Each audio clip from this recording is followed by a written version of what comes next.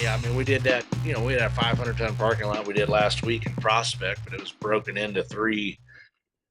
I think yesterday was 100 tons. The day, Thursday or let's see, Wednesday was like 230 tons, and Tuesday was only like 150 tons when we did the Starbucks. I mean, it was nothing massive, or I guess overall it was a pretty decent sized project, but I mean, it's pretty tight quarters and smaller sections those 3 days.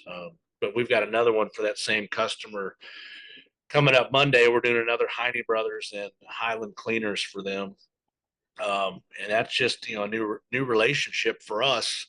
Uh, they've been using the paving contractor for the last several years, and just kind of explaining to myself and Josh, especially over the last 3 days. We've done a couple smaller jobs for them to this point, but to really see us go out and execute this multi-day project for them with some pretty decent tonnage, super busy shopping center. I think there's a Starbucks there. Obviously, there was 7 or 8 other businesses, the cleaners, which is always busy. People need their dry cleaning or a suit. They've usually have it for an event. Whether that be a wedding or a dinner or an interview or a funeral. So those places are always popping. There was a sushi place, a Mexican restaurant.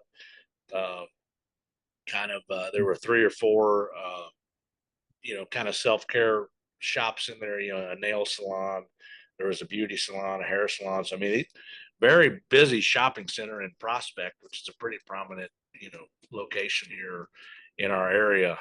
Very busy, and we were getting through that project, and they started. The owner was out there, their project manager was out there during most of the duration of the project. I'm like, man, we use and have used a lot of subcontractors in different trades for a lot of years, and like, you guys are now our new favorite. You show up when you said you were going to show up. You executed the exact way, to the plan, exactly how you said you were going to execute. You kept in communication. Your barricading good, your traffic control was good. They're like, you guys execute at a very high level. At the end of the job yesterday, the owner came up and said, he said, your team works well together. You've got a great crew.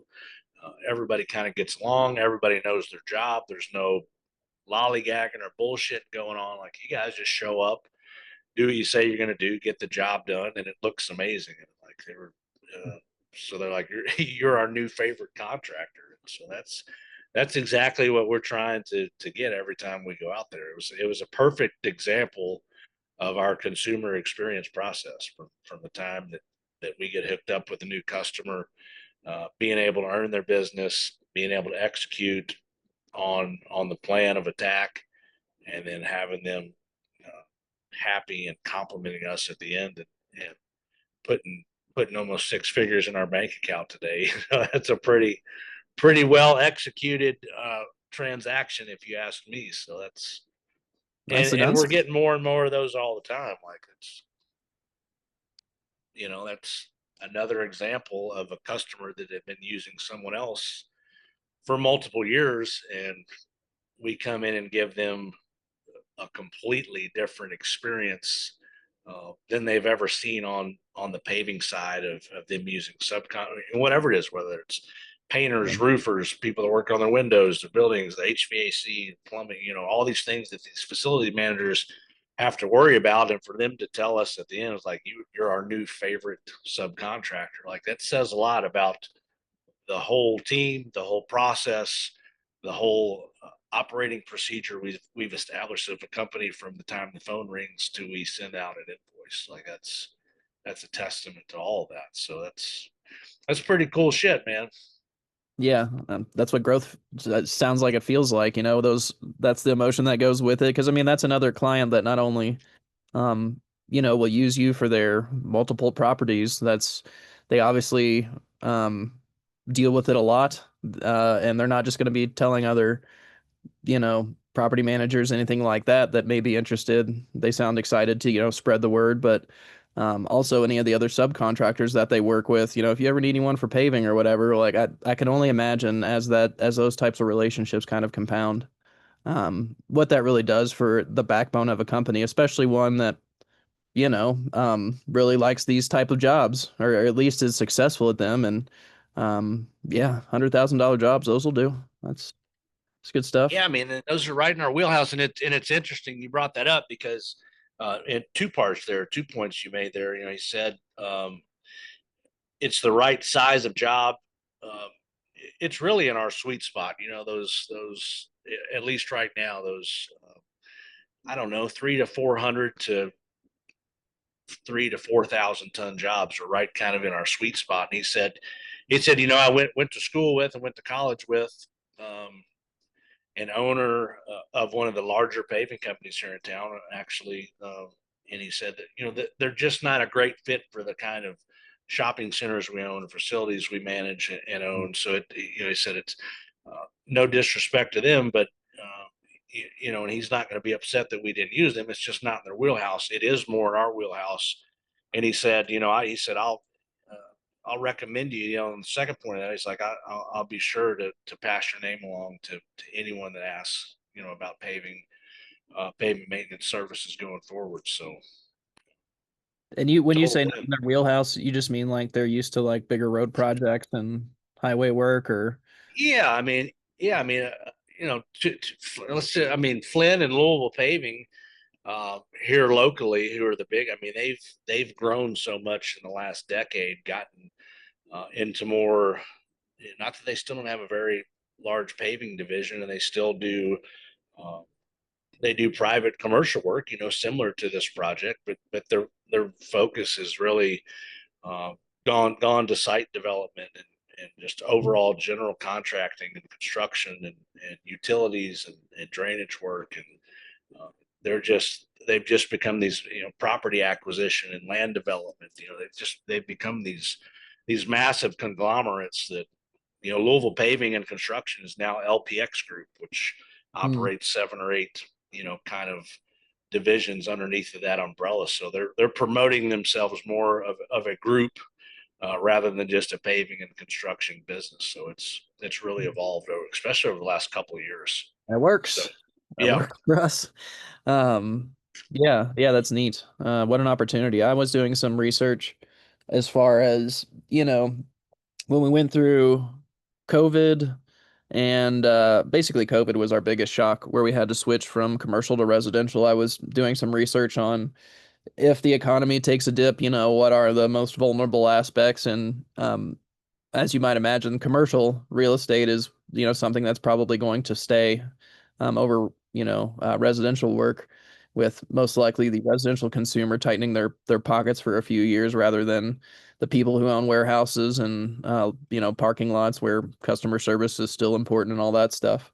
But yeah, I did that, and then I asked it to come up with a list of, I think it gave me 52 different property managers that was within that specific wheelhouse of the research that was done for like the recession proof industries. So Josh was asking for like a list of people for over the winter that he could just go knocking on doors, a couple times, yeah, deliver some donuts, whatever it may be. So I'll let you know how that goes.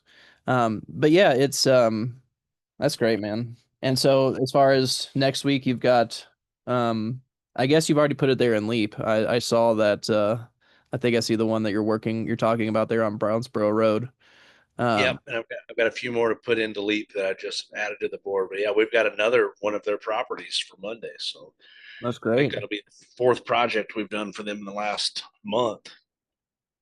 And that's how it starts, dude. Like you start landing in like the property management group that we did the Planet Fitness for, and they own that big shopping center. You just start really executing and delivering on a handful of jobs, and that's how the snowball gets started, and people start talking, and people we have some validation that people can go look at our jobs and talk to each other about how the experience was, and that's what we keep hearing is like if we can just get the opportunity to do a job for someone, uh, we're pretty certain because of our systems and processes and the way we operate that we can develop trust to where they give us.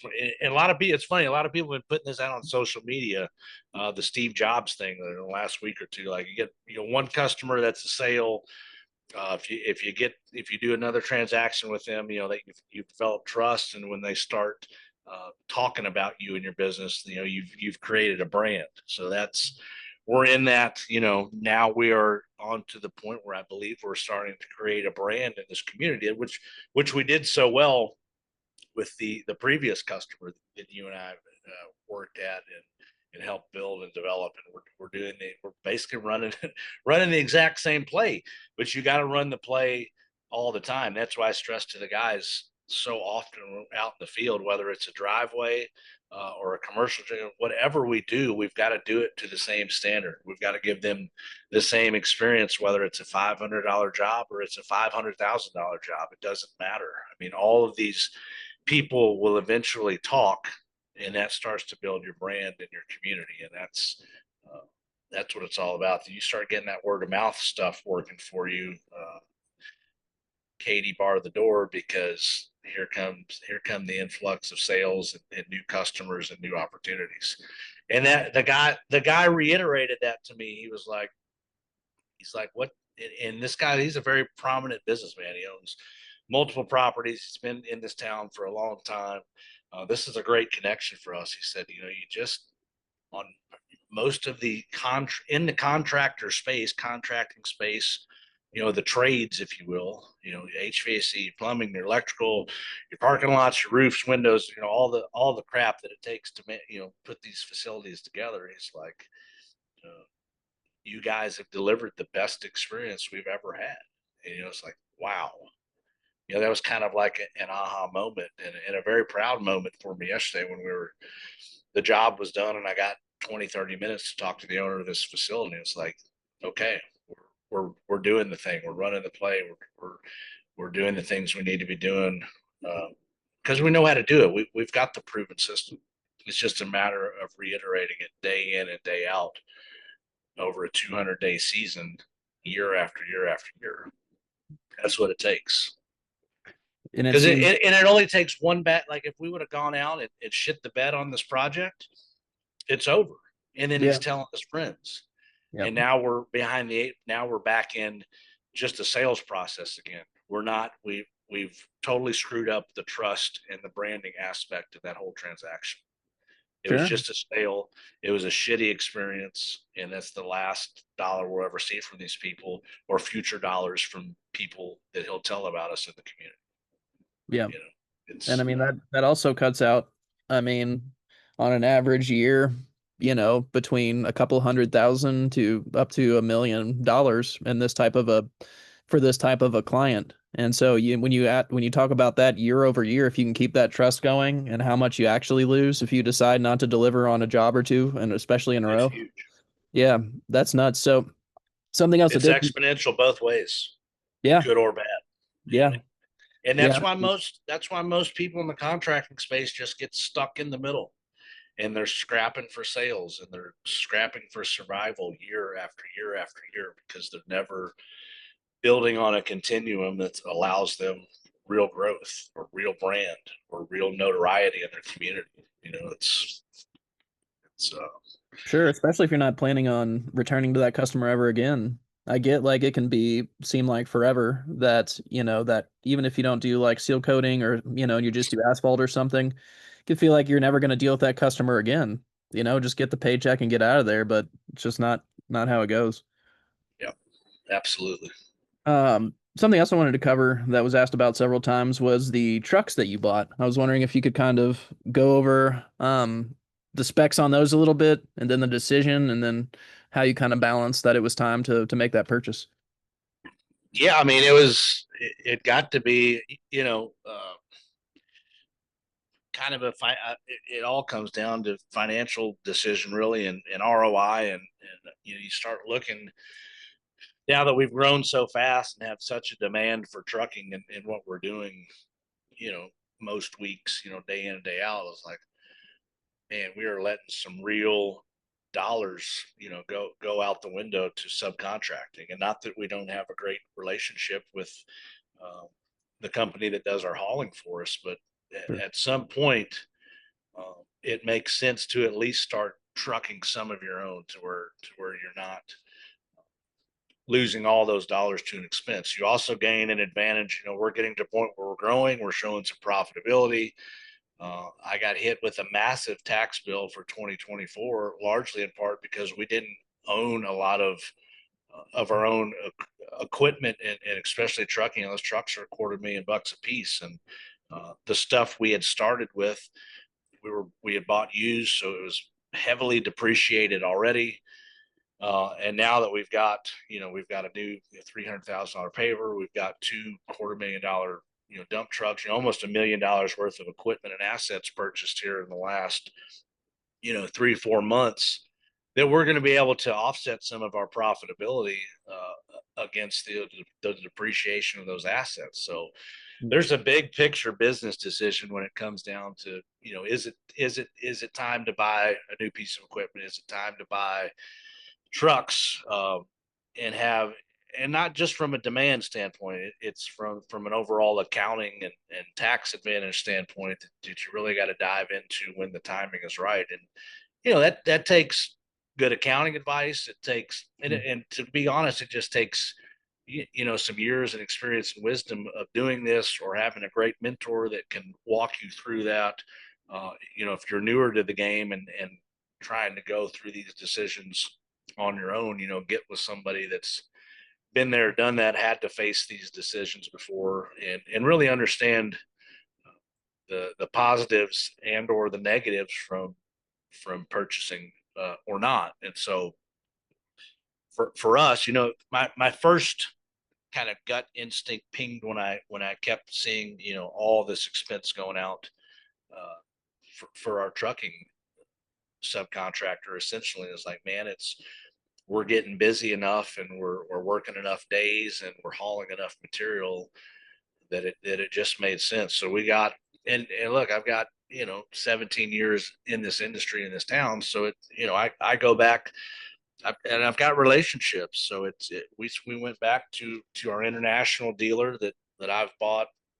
God, I don't know how many trucks over the course of my career. And again, it's trust, it's brand, and I could have shopped at Mac, I could have shopped at Peterbilt or Kenworth, and gone through the whole rigmarole of looking at trucks that are of similar quality. Some may be better, some may be worse. Uh, we've found a truck that's pretty comparable to most anything out there you can get from a triaxle standpoint, that delivers day in and day out. So we went back with the international HXs that have been good trucks for us for a lot of years, and when they have issues, they've got a great service department, and a warranty, and great service from their side.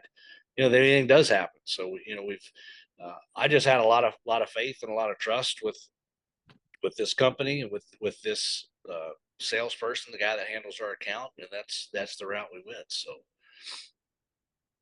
How about finding drivers? How was that process? So you got two, right? You got two new trucks.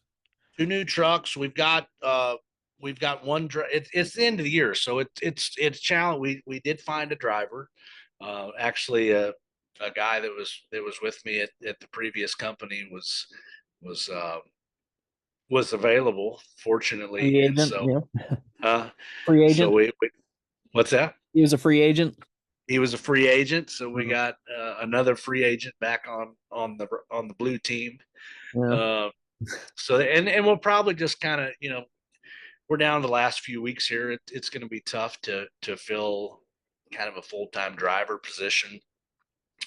We've got a couple part timers with the correct licensing that are helping out and jumping in when need be, and then we're still subcontracting trucks. I mean, the job we just did this past week with the tonnage that was involved, we had to hire one truck for 2 of the days, and we hired 2 additional trucks for one of the days out there. So we're still supplementing our trucking needs with subcontractors. And just to tell the story, I mean, my trucking sub he was pretty upset to find out that I was buying new trucks, and cutting him out of the equation a little bit. I said, but at the end of the day, man, it's like, I've got a business to run. I've got tax strategy to take into account.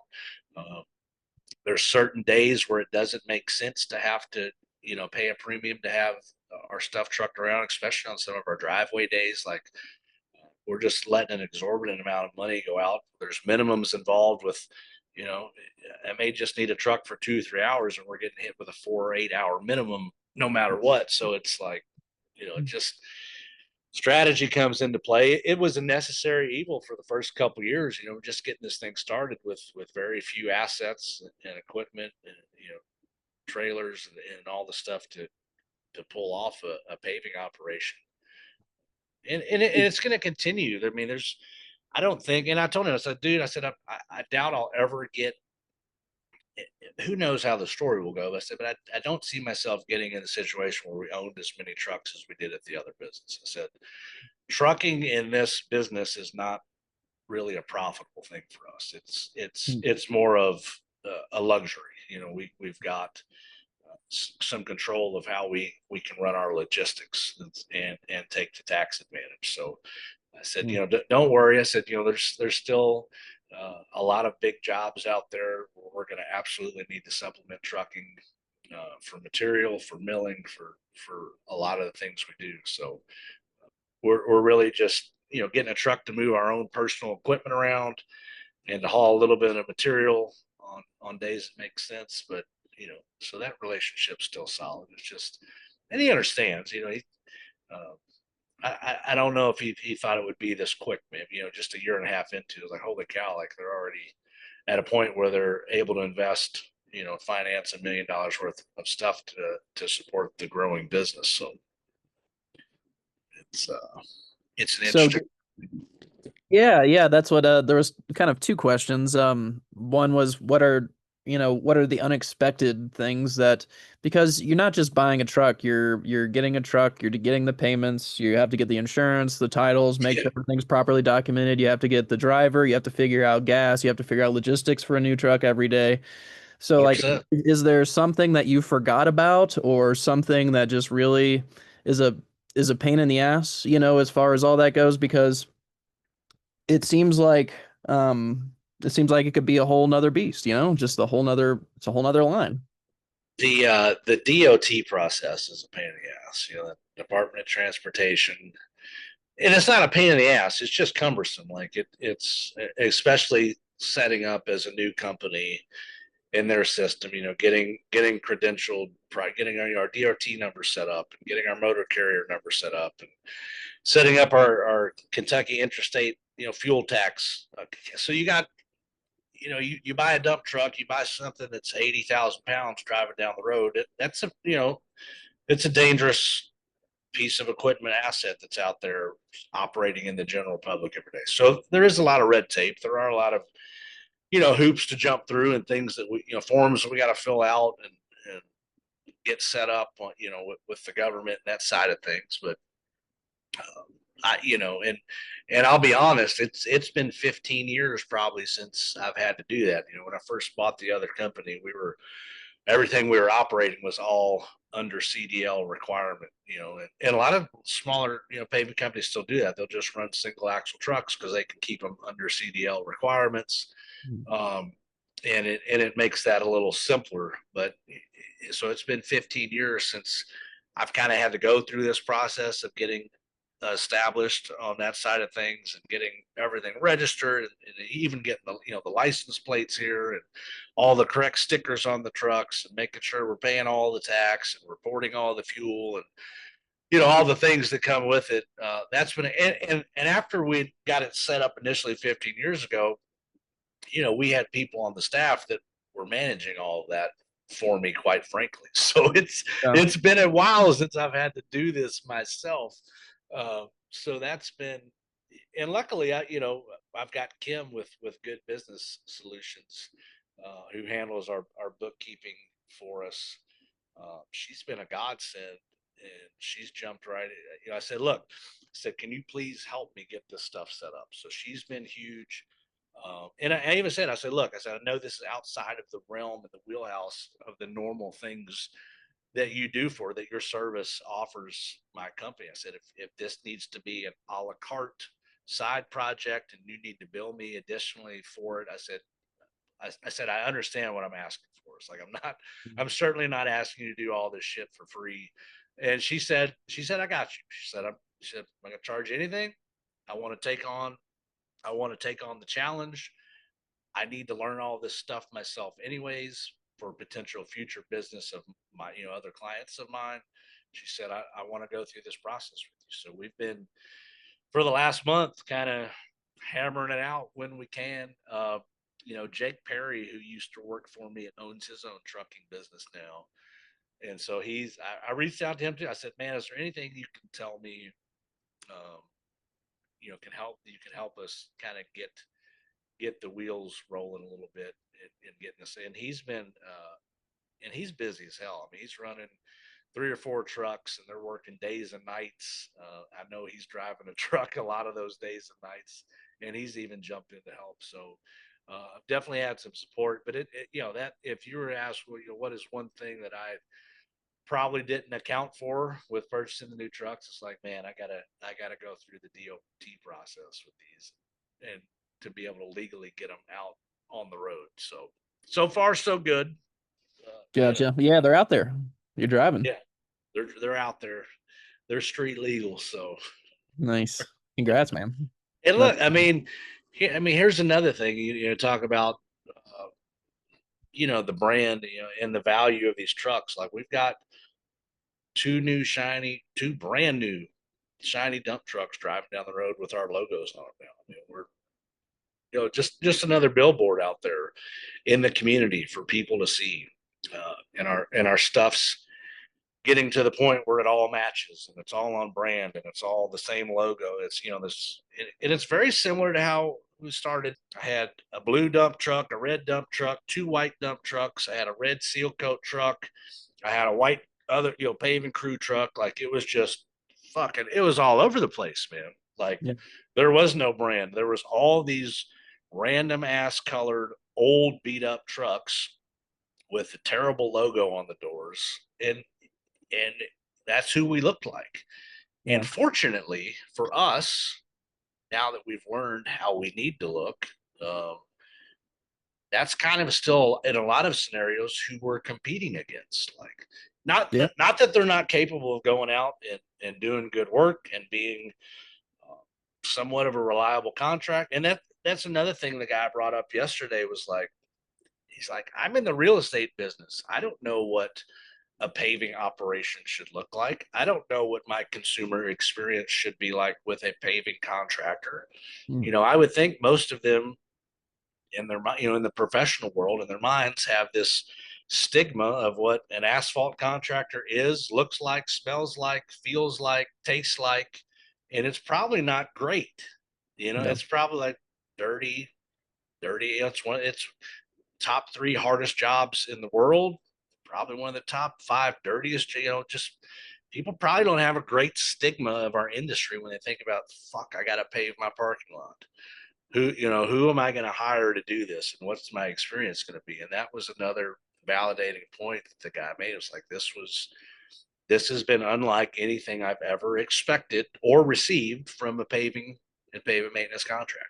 And he's like, it's like, this is incredible. That's solid, man. That's great. Yeah, Yeah, it that's felt good, man. It felt good. it's a great breakthrough, man, because it's stuff like that, especially when you have those people on your property, even when you're there and all your trucks match and things like that. It gives a more professional feel to the customer. It makes you feel more secure as the person that's spending 6 figures. Um, Yeah. yeah, man. Let's keep going. Yeah, that's the same, the same step we just took. I'm sitting here in our new office now, and it's like it's the Mhm. same thing with that. And what's that?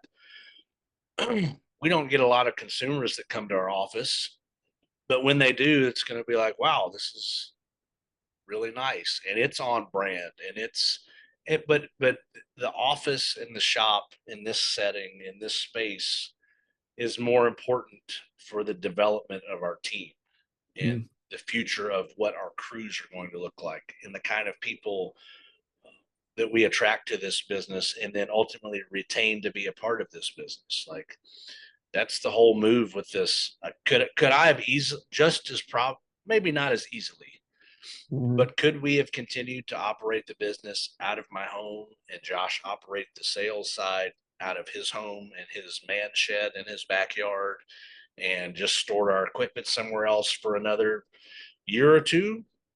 Absolutely. But does that put us a year or two or five, if the clock doesn't start now, of starting to build something that people can come in for a job interview and sit down on our couch and me sit in one of our new leather barrel chairs over there and just have a conversation, you know, Yeah, talk about, sell the vision, sell the dream. I can't, absolutely. it's just easier to sell the, people aren't going to come to work for you and stay with you long term if you can't show them the vision, if you can't show them where we're going, if you can't talk to them about where we're going to be in 3 to 5, 10 years from now. They can't, I mean, if you can't do that, talk about that, show that, make that realistic to anyone, then it's just bullshit. They can get that from anybody they want to go work for, and they'll probably be there for a year or less, and Mm. they'll go get another job, and they'll go get another job, and they'll go get another job until they find a place that's like, holy shit, I feel a part of something here. This place is going somewhere. They take great care of me. The communication's good. They're transparent. Uh, it's honest. All those things that we can start building with somewhere we've got to call home right now. And so Yeah, you know, that's an, redefine what it is for your crew and staff. A paving company is just like the customer. They're not sure what to expect. 100%. They may have worked at another paving company, but it wasn't like this. Didn't look like this, didn't feel like this, didn't feel like I was part of something professional. Yeah. Um, 100%. yeah, that's 100%. great, man. Well, is there anything else on your mind as far as just like maybe that I'm leaving some of the stuff that's a little bit more sensitive out of this podcast kind of first portion of it? Has there been anything on your mind recently that or come across your table, your accounts, your social media accounts or anything like that that kind of struck home as far as things you may want to talk about or that have been happening with you? I mean, nothing that's jumping out at me, man. That's just I've fun. yeah, I mean, I've honestly been pretty tunnel vision to just kind of get into the finish line of this season. Uh, and then some of the looming stuff that's out there that's needs to get addressed or handled or talked about over the off season. And I'm 17 years into this and being almost 2.5 years into my recovery program and understanding what that way of living looks like, feels like,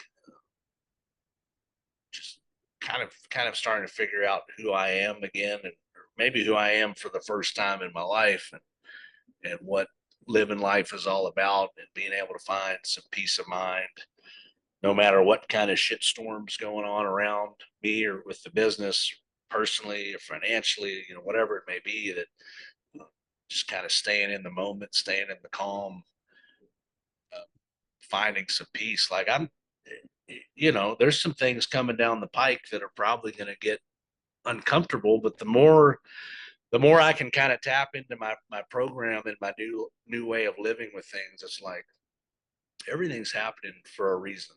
The thoughts and feelings I'm having inside of me are normal and natural, and it's really just my gut instinct, telling me what's happening, what's going on, and then all those things they're gonna work themselves out the exact way they're supposed to work themselves out. However, whether it's good, bad, ugly, like as long as I wake up breathing and have another opportunity, day in and day out, like we just keep the ball rolling, man. Yeah, I've been, absolutely. and I look back, it's like, man, I've been through a lot of shit. Been through a lot of shit, and I'm still fighting. So, and some of this stuff is stuff I've been through. I've already done all this stuff. I've been through this. I've had these conversations. Uh, no big deal. Like Yeah. nothing's gonna happen. Like, it's all good. Yeah. There may be some I wouldn't even call them consequences. Like there may be some uncomfortable things that come out of it, or some headaches, or things that need addressed. But I mean, welcome to fucking business ownership. Yeah. Like, welcome to being an entrepreneur and a business leader. Like, Yeah. all right, solve the next problem. It's really just an unending equation of problem solving for however long you want to run the fucking play. Like, that's really all it is. Yep. That's the You know? difference between someone who's a good at their technically at the job and a business owner or an entrepreneur, the person that's willing and understands that that next thing is going to happen, because if you're growth minded, then it's going to be Yeah. tough. It's going to be hard. There is no stagnant growth, you know. No, that's just the game. It's just different. It's just different stuff. It's Yep. just different levels of stuff. 2 years ago it was, oh shit, do we have enough money? Do we have equipment that runs? And now it's a different level of stuff. And 3 years from now it will be different, levels of stuff. What are you That's willing to just, endure? What do you want? yeah. I mean, I could rest on my hands and this would get really boring and unexciting, and we'd run out of money and run the business into the ground. Like, if we don't keep moving forward, like, we could do two, three, $4 million for the next. We probably couldn't even sustain that for, I bet, 5 years. I bet 5 years, if we stayed exactly where we're at today, we would be out of money within 3 to 5 years. Hmm. Because everything else is going to, like, cost of labor is going to go up, fuel, whatever. Like, it just gets unsustainable. Resting on your laurels in business becomes unsustainable. Like, you can't afford to do it. Yeah. You're just going to be going down. There is no stagnant there. Yeah, and if you know, one of my main goals with entrepreneurship is actually building wealth. And it's not, the iron's not always going to be hot, to strike. So man, there's something about Right. opportunity that just makes sense. Right. And it's interesting because I've a lot of the times when I try to, and it doesn't happen very often, but it's like, man, I had the fucking world at my fingertips. The iron was hot. We were striking. And I pulled the rug out from underneath of that. But it's like, man, I wasn't the right version of myself to be in responsibility of that iron being as hot as it was. Like, and I did, I kind of blew that up. Luckily, that company has survived, and it's, under new leadership. And from all I know, they're doing fine. I didn't die or kill myself or kill someone else in the process. And I've got a new opportunity to do this as a better version of myself, and one that's going to continue to hopefully just get better day in and day out, and be of sound and clear mind doing that. And it's like, this is the opportunity that's in front of me. Like, none of the rest of that mattered. It taught me a lot of lessons. I'm thankful for my 15 years I had with that experience, because if I didn't have that, we would be legitimately starting over from day one with this business. Yeah. Fortunately, we don't have to do that. So, Nice. pretty cool.